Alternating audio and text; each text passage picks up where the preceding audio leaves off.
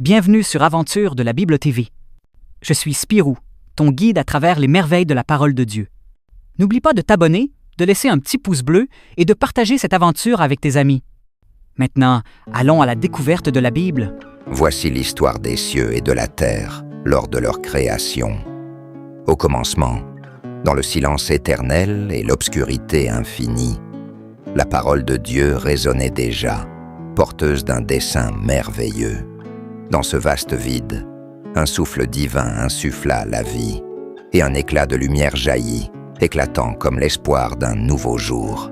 C'est ainsi que naquit le premier jour. Le jour et la nuit furent séparés, dans une danse incessante entre clarté et ténèbres. Sur le deuxième jour, l'ombre fut levée des eaux profondes. Le ciel, immense voûte d'azur, se déployait, mettant en scène un champ céleste où se mêlaient lumière et air, et offrant à la terre l'étendue où elle allait prendre forme. Le troisième jour vit la terre émerger du creuset des océans, en un balai de continents et de mers. Des collines verdoyantes et des plaines fertiles apparurent. Et, tel un artiste inspiré, la nature prit vie.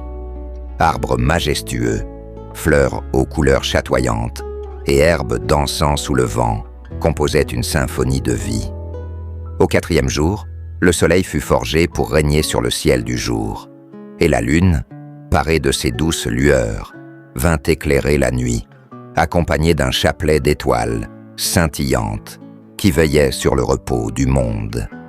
Le cinquième jour, les mers s'animèrent d'une vie foisonnante, peuplée de créatures marines aux formes étonnantes, tandis que le ciel s'emplit de chants d'oiseaux aux plumages éclatants, messagers de la liberté et de la beauté céleste. Le sixième jour fut le jour du grand achèvement, où les terres virent leur destin scellé. Les animaux de toutes tailles et couleurs foulèrent la terre, et, dans un dernier acte de création, l'homme fut façonné à l'image divine. Ainsi, le jardin de l'Éden devint le théâtre de l'espoir, une oasis d'harmonie où l'amour et la sagesse se mêlaient en un ballet infini. Enfin, le septième jour, dans un geste sacré de paix et de plénitude, Dieu se reposa, contemplant l'œuvre achevée, déclarant haut et fort que tout était bon.